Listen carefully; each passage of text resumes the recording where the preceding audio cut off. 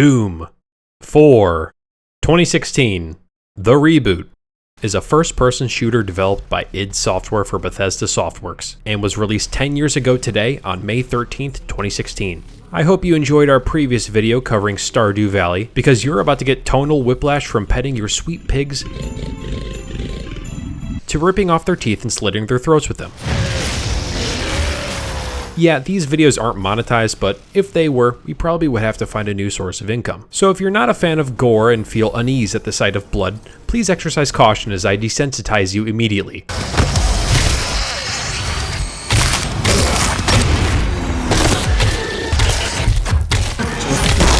Now that the sight of gruesome dismemberment brings the same mental stimuli as rolling around in a kiddie pool filled with baby golden retrievers, I think we can begin. In this installment of 10 years later, we're going to look back at this masterclass of a shooter, see what makes it so fun to play, talk about the series past, and check out how the gaming landscape changed in the wake of this title. So, without further ado, let's load up our super shotgun, find the blue keycard, and start slaying. But first, story time. Doom 2016, or for the sake of this video, Doom, is the resurgence of the series following a 12-year gap between the last major title, Doom 3. The original duology, Doom 1 and 2, released in '93 and '94 respectively, were developed by id Software, with at the time some serious industry legends, John Carmack and John Romero to name a few. The next entries, Final Doom and Doom 64, were handled by other developers as id went off to develop Quake. Quake's rocky development was met with some major personnel changes, including the departure of Romero. In the midst of some malaise brewing inside the company, key figures including John Carmack wanted to return to Doom. This led to the development of Doom 3, which was released in 2004. Doom 3 was more of a departure from the series' roots, trading fast-paced gunplay with a slower, more methodical survival horror experience. But many of the gameplay features introduced in the original games remained. Then began the series hiatus, if you don't count the DLC for Doom 3 released in 2005, the re-releases, and RPG remakes for Doom 1 and 2 for mobile devices. id was busy, however, developing the next main title. This fourth entry's development was, to put it bluntly, doomed. He said it! Restarting development not once, but twice after Call of Duty comparisons, and the developer's general feeling of the game not staying true to its roots. Despite the missteps, Doom 4 was still id's main focus. Hugo Martin was brought in as creative director, who previously had experience in not only games but also commercials and film projects. This time around, they decided to drop the 4 and focus this new title as a series reboot. This newfound confidence took them to the finish line, and after a very positive reveal in 2014, Doom was released in May of 2016 to critical acclaim. I think we can work together and resolve this problem in a way that benefits us both. It's time to finally talk about the game. You play as Doom Guy, or Doom Slayer, or Space Marine, or man whose sleep was interrupted so bad that he goes on a demon-killing rampage to kill a giant space brain crab. And if that's all the story you want out of this game, that's kind of what you can expect. Where the Phantom Pain has the knowledge requirement equivalent to the Library of Alexandria, Doom requires you to know that you are this guy and you shoot these things. Here gun, go save Mars. And that's where you wake up, on an abandoned UAC colony besieged by an invasion of demons from hell. You get out of bed and, well, go to work. Now, don't mistake this game's lack of upfront storytelling as a mark against it, because even though you can get more story from the game's codex entries and scant dialogue throughout the game, the story works so well being as simple as it is. Because, face it, the last thing you want to do after murdering hundreds of demons at Mach speed is a goddamn dialogue tree.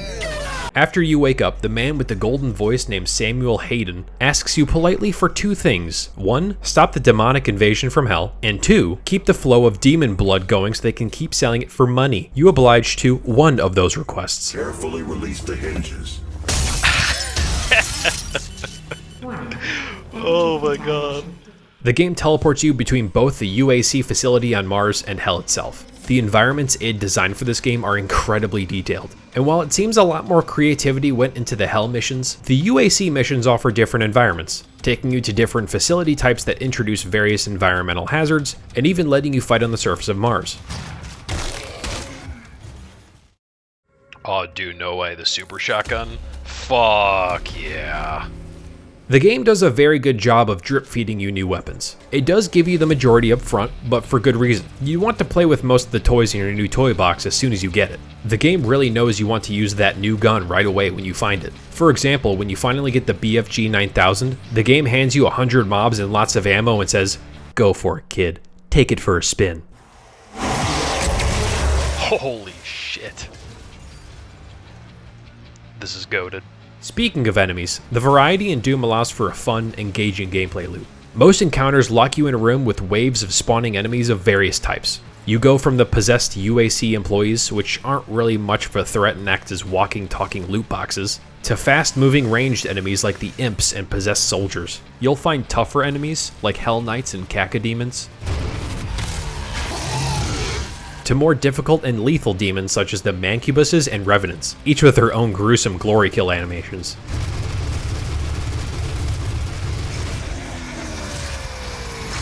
Oh. Each of these enemies are a blast to fight, except for these guys. Fuck these guys. I hate you so much. I hate you, I hate you, I hate you. I hate you, I hate you, I hate you. Fuck, I hate you so much. To survive these encounters, you have to use the environment to your advantage. Each stage has health and ammo drops for you to find, and in some, power-ups that kick up your speed, let you deal more damage, or just straight up make you invincible. In Doom, if you stay still, you will die. Each room has enough maneuverability to allow you to jump in the middle of a fight, shed some of the herd, then fall back into nearby pathways to find some ammo or health pickups. But if you're in a bind, your handy chainsaw can make demons explode with ammo and health like a fucked up piñata. All the while, the legendary heavy metal techno mix produced by Mick Gordon blares in the background, which helps solidify the vibe of "you are a badass."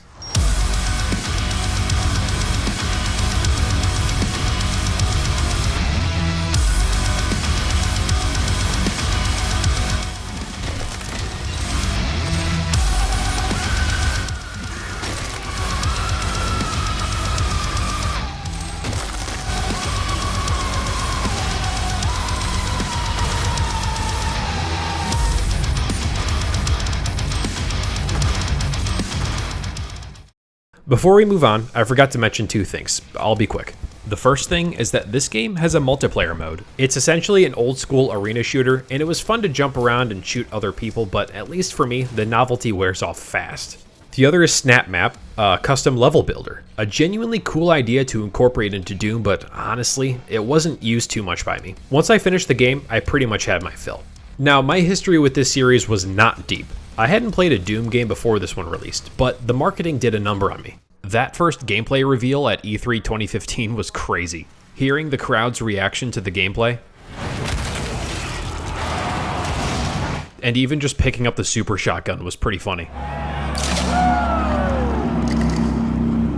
This showcase is, for me, probably one of the most memorable in E3's history, right next to Fallout 4, which was during the same showcase. There was a lot of "we're so back" energy coming from the Doom crowd, and it was really hard for me to ignore it.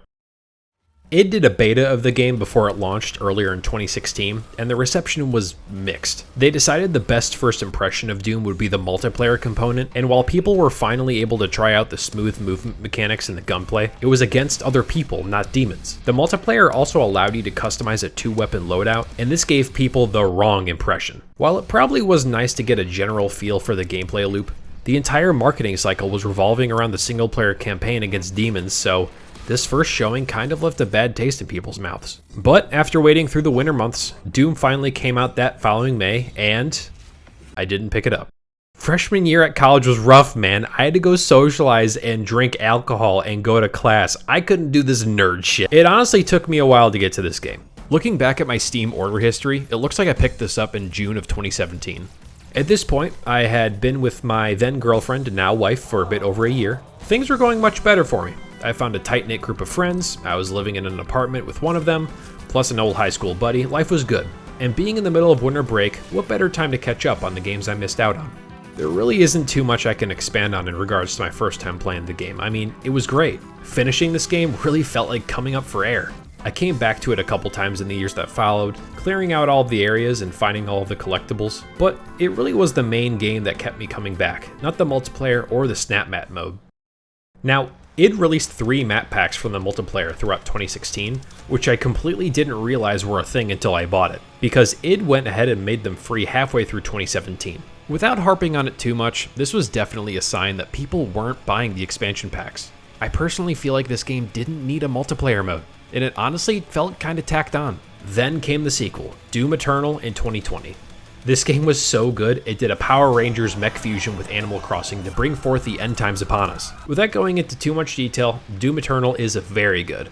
It's a different kind of gameplay loop, one I can easily differentiate from Doom 2016, allowing this first entry to be easily replayed without it feeling like a downgrade. One paying attention to this game would surely remember the very public fallout between Doom composer Mick Gordon and id Software. Long story short, it began with fans noticing audio compression in the soundtrack for Doom Eternal, which led Mick himself to reveal he did not mix the entirety of the game's music. After public pressure for more details, Marty Stratton, one of the leads for the Doom reboot games at id, aired out some dirty laundry regarding their collaboration with Mick, blaming him for delays, missed deadlines, and even ignoring their calls. A long time passed, and in November of 2022, Mick came out with a long response regarding his treatment at id Software, where he claims he tried to mend the relationship, and even bringing receipts of emails, file metadata, chat logs, and more.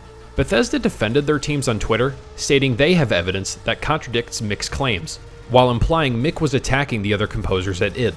Nothing much has happened since then, and it seems after this public mudslinging, the missiles were brought down. Mick went on to compose music for other games, most notably for Atomic Heart, while id brought on new talent to compose the music for Doom Eternal's DLC, as well as for their next game, Doom the Dark Ages. Speaking of Doom the Dark Ages, I've yet to play it, but from what I've seen, it offers a completely different type of gameplay loop, one I'm pretty excited to try out for myself. And that's Doom 2016. Fans finally got a modern Doom game that honors the originals with its badass vibes, levels mixed with tight action and exploration, and awesome guns. It was a blast playing through this again, and it only proves that some games age like fine demon blood. What's your favorite part of Doom? Is this reboot your favorite in the series? And why shouldn't we lobby id into deleting Pinky from the game files? Oh, fuck you, dude. I hate you. Die. Please, die. I hate you so much. Die. This has been Ben from 10 Years Later. Thanks for watching. Leave a comment below, and don't forget to drop a like and follow us on our socials in the description. Next time, we will return after a hiatus for something titanic. And as always, do you feel old yet?